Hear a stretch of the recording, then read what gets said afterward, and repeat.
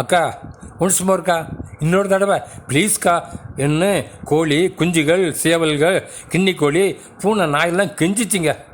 ஏண்டா என் அழகு என்ன, என் திறமை என்ன, நீங்கள் கேட்கும் போதெல்லாம் நான் டான்ஸ் ஆடுறதுக்கு நான் என்ன உங்கள் வேலைக்காரியா, போங்கடா எல்லாம் அப்படின்னு திமுறா ஆணவத்தோடு பேசுனீங்க அந்த வான்கோழி. அது தன் தடித்த குரலில் கத்திக்கிட்டு தனது அடுக்கடுக்கான சிறகுகளை விரித்து டான்ஸ் ஆடுறதை பார்த்து தாங்க எல்லாம் கெஞ்சினாங்க. வான்கோழிக்கு தனக்கு நிகராக அந்த கிராமத்தில் யாருமே இல்லைன்னு ரொம்ப தலக்கணம் திமிருங்க. ஒரு நாள் அழகிய மயில் ஒன்று அங்கே பறந்து வந்தது. அதை பார்த்த எல்லா பறவைகளும் ஆச்சரியப்பட்டாங்க.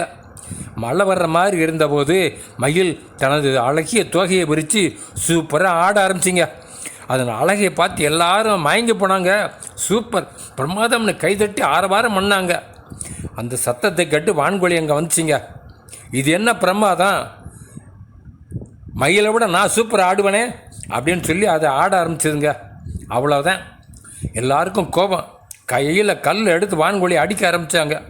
ஸ்டாப் ஸ்டாப், அடிக்காதீங்க என்று கூறிய மயில் வான்கோழியை பார்த்து, கடவுள் உனக்கு தனித்துவமான அழகு சிறகுகள் திறமையை கொடுத்துருக்காருன்னு அதை வச்சு பயனுள்ள வகையில் பிறரிடம் அன்பாகவும் மகிழ்ச்சியாகவும் நடந்துக்கணுமே தவிர மனம் மேட்டுமையாக திமுறை வாழக்கூடாது அப்படின்னு அட்வைஸ் பண்ணிச்சிங்க. வான்கோழியும் தன்னுடைய தவறை உணர்ந்து மன்னிப்பு கேட்டதுங்க. நீதிமொழிகள் 16:5 மனம் மேட்டுமையுள்ளவன் கர்த்தருக்கு அருவருப்பானவன், அவன் தண்டனைக்கு தப்பான்.